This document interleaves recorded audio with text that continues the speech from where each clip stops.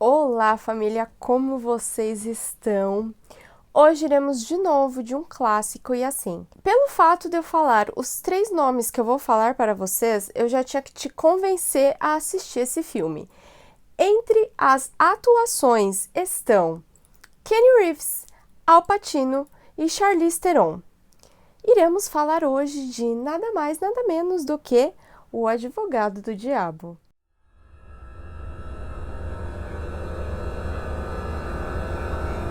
Kevin, que é o Keanu Reeves que interpreta, ele é um advogado assim, fora da casinha, sensacional, brilhante e nunca perdeu nenhuma causa. Isso assim, no meio jurídico, é o verdadeiro milagre na Terra. Ele atua em uma pacata e pequena cidadezinha do interior da Flórida. Como ele cresceu lá também, ele tem assim uns valores morais, éticos, bem assim altos e podemos dizer que o seu pensamento, né, o seu modo de enxergar as coisas é até que bem puritano. Neste momento que eu estou contando para vocês no começo do filme, a palavra ambição é uma coisa que não existe na vida do Kevin. O que o Kevin não tem de ambição na vida pessoal e profissional, a sua namorada barra noiva tem.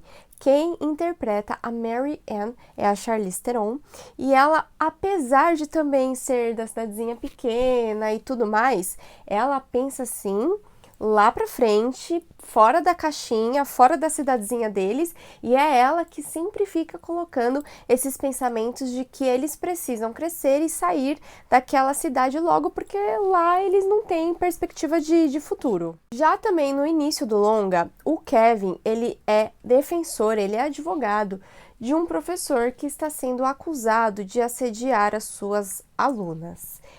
E o pior de tudo é que o professor, e isso são indícios do filme, lá no final também fala pra gente, não é minha opinião, que o professor ele é culpado, tá? Ele realmente assediou as meninas, e inclusive tem uma cena que o Kevin, que é o Keanu Reeves, né, o advogado, ele olha pro cliente dele e embaixo da mesa, esse professor tá fazendo movimentos com a mão, obscenos, sabe? Enquanto uma das alunas presta depoimento.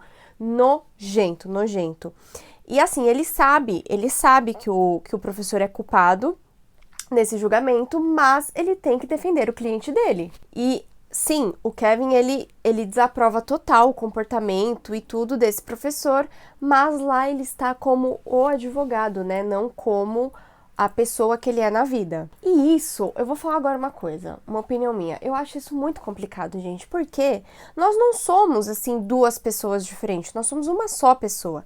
Temos os nossos valores éticos, morais, seja lá o que for, tanto na vida pessoal como na profissional. Eu entendo e eu sei bem que no meio jurídico a gente tem que levar isso assim um pouquinho separado, mas eu, Maiara, acredito que certas coisas têm limite. E que se você está numa causa e isso você não vai conseguir passar por cima e disfarçar para conseguir defender o seu cliente, eu sou da opinião que você não deve pegar a causa. Porque assim, defender uma pessoa e você ficar com a culpa na consciência, eu acho melhor realmente os seus honorários ficarem para outra situação. Bom, o Kevin, nessa audiência, ele decide pedir um recesso para dar uma respirada, para acalmar os ânimos assim da cabeça dele. E nesta audiência é que aparece o senhor Milton, que é nada menos do que Al Pacino, só isso. E o senhor Milton, ele é dono de uma firma famosíssima e enorme em Nova York de advocacia.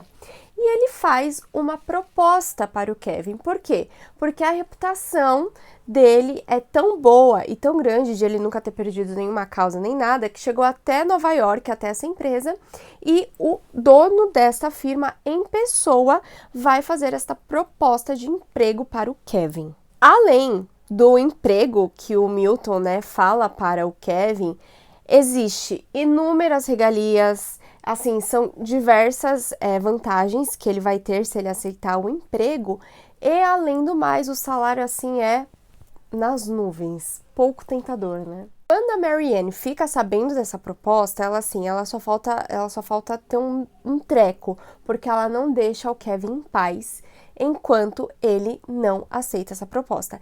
E válido falar que a mãe do Kevin, que é uma senhora, ela é bem religiosa, bem assim, característica de cidade pequenininha, né? Principalmente nos anos de 1990, que é quando o filme saiu, ela fala pro filho não aceitar, que existe muitas tentações nesse mundo, que não sei o quê. E o foco, assim, o assunto, o tema principal que o filme aborda é exatamente esse. A ganância e o ego do ser humano, quando ele é alimentado, a gente esquece quem a gente é e da onde a gente veio e se vende, né, para seja a fama, seja a carreira profissional, enfim, temos que tomar muito cuidado nisso. Assim que o casal aceita, né, a proposta, eles vão para Nova York, eles se estabelecem lá, eles realmente têm de tudo. O apartamento é de outro planeta, a firma é dos sonhos, o salário é perfeito, enfim, eles passam a ter tudo, menos tempo. E tempo é vida, vamos combinar, né? O que acontece é que o Kevin, ele trabalha o dia e quase a noite toda. O Sr. Milton faz questão de deixar ele bem ocupado. E a Marianne acaba ficando de lado. Inclusive a mãe dele também, ele acaba quase não tendo contato com a mãe. Mas a Marianne é o lado frágil disso e dá muita dó o que acontece. Realmente eu tenho muita dó de como eu vejo. Porque a Marianne, ela acaba perdendo a sanidade dela. Ela, quando ela chega em Nova York, ela fica deslumbrada com a vida que ela vai passar a ter, com as oportunidades de convívio, né, social, como as roupas dela mudam, enfim. O nível de vida dela realmente dá um upgrade, mas esse filme também é muito sensacional, porque ele te faz perceber que, às vezes, você tem tudo na vida, você tem muito dinheiro, você tem tanto dinheiro que você só tem dinheiro, né? Isso é uma frase muito famosa. E é o que acontece com a Marianne. Porque no começo ela tá super empolgada, tá super feliz. E você vai vendo com o avançar do filme que ela vai ficando depressiva, ela vai ficando triste, a ponto de realmente perder a saúde mental e a gente achar que ela está enxergando coisas, que ela tá alucinando, enfim. O Milton é uma pessoa extremamente habilidosa na manipulação. E, na verdade, ele tem o dom da manipulação mais perigosa que existe, que é a que a pessoa se passa por boazinha, né? E isso, assim, na verdade, a gente está cercado de pessoas assim.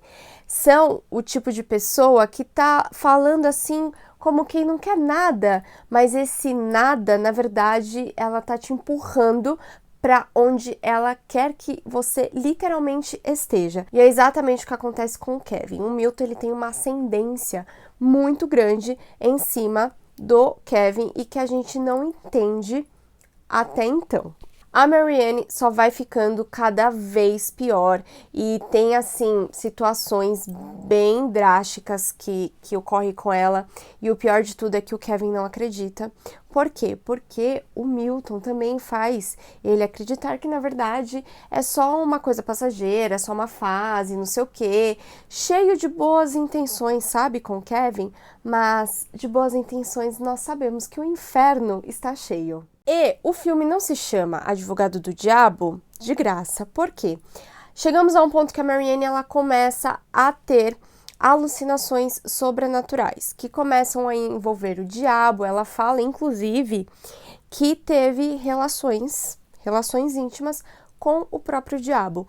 E isso é, assim, quase que o auge para o Kevin decidir internar ela. Na verdade, ele decide internar ela em um episódio em que a Marianne se corta assim, inteirinha, e vai até a igreja nua, só com uma coberta por cima, e tem um surto lá na igreja, e aí ele realmente decide que tem que internar ela. Ela está chegando ao nível de ser um perigo para ela mesma. E nessa altura do filme já, o Kevin nem parece mais ser o Kevin. Ele já tem outra cabeça, ele já tá com 1000 ambições na vida, sabe? E ele tá vendo que ele tá trabalhando, que ele é muito bom no que ele faz. E há determinado momento do filme em que ele fala que, tipo assim, ele é o bambambam do bambambam. Então a gente percebe que lógico, a gente tem que se dar o valor, mas a gente também tem que ter um pouquinho de humildade, né? E o Kevin, ele perde 100% isso numa altura do filme. Até que ele realmente começa a perceber que a relação dele com o Milton não é uma coisa tão assim, do nada, tão aleatória e muito menos normal. O Kevin acaba descobrindo que, na verdade, ele é filho do Milton. Como a mãe dele, quando era bem mais nova, né, na sua adolescência, ela trabalhava em uma lanchonete e teve um caso extraconjugal com o Milton que gerou o Kevin, né? Ou seja, o Kevin é fruto desse caso aí da mãe dele com o próprio Milton. E uma série de tragédias começam a acontecer. Por exemplo, um colega lá do escritório, ele tem a sua vida ceifada de uma forma extremamente bizarra e sem explicação no parque. A Marianne, infelizmente, também tira a sua vida na clínica psiquiátrica que ela está. E então, assim, o Kevin, ele acaba percebendo que tudo que tá acontecendo ao redor dele não é tão assim, de repente, e nem tão coincidência assim. E, na verdade, gente, descobrimos que o Milton é nada mais, nada menos do que o próprio diabo. É isso mesmo, o Kevin é filho do diabo. E é engraçado como o filme aborda isso, porque a mãe dele, a mãe do Kevin, é mega religiosa. É meio que assim, uma luta do bem contra o mal e a influência. Porque nisso, no meio tá o Kevin. A mãe dele fica o tempo todo falando de Deus, falando de passagens da Bíblia, falando de tentação, e do outro lado o Milton tá fazendo exatamente o oposto, falando que ele tem que viver, que tem que se entregar pra vida, que não sei o quê. Então, assim, é muito essa influenciazinha do bem e do mal. É lógico que na vida, quem toma as decisões somos nós, né? Não dá pra gente... não. Mas eu acredito que, assim, há circunstâncias e pessoas que nos influenciam para determinados caminhos, mas a responsabilidade disso é só nossa. E o filme trata exatamente disso. O Kevin, ele escolheu tudo.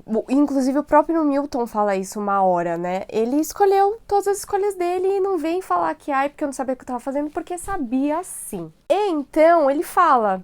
Claro que teve lá um pezinho, né? Porque afinal, ser filho do diabo, né? Mas o Milton é bem claro, não vem me culpar por todas as suas escolhas, porque eu só dou um empurrão, né? Eu só assopro. Quem decide seguir o caminho ou não é você. Mas o auge mesmo é que o Kevin percebe que a única forma de acabar com isso é ele tirando a própria vida dele. Por quê? Porque, na verdade, o Milton quer que ele tenha relações com a outra filha dele, que na verdade é a irmã, para trazer à Terra o anticristo. E aí o Kevin percebe que a única forma dele evitar isso é tirando a sua vida. E quando o Kevin tira a vida dele, adivinhem, nada disso aconteceu. Ou seja, o filme inteiro não aconteceu. Foi tudo assim uma linha de pensamento na cabeça do Kevin. E eu acho, aí é uma interpretação da Mayara, que na verdade, quando o Milton, né, quando o diabo viu que ele não conseguiu o que ele queria, ele resolveu apagar toda a linha temporal e voltar no tempo, não sei, pode ser uma trip minha? Pode. Mas é isso, aí a gente fica com uma cara de tipo, beleza, ok, tipo... Se você não conhece esse filme, você precisa conhecer pra ontem, tá? Assim, só tem atuação master, gente, pelo amor de Deus. Keanu Reeves, mestre. Al Pacino, mito. E Charlize Theron, musa. Então, assim, gente, não tem. E é muito legal porque o que acontece no filme, assim, tem muita referência do que acontece na nossa vida, sabe? Quem assistiu o filme vai entender o que eu quero dizer. Estamos quase no finzinho do nosso especial, então...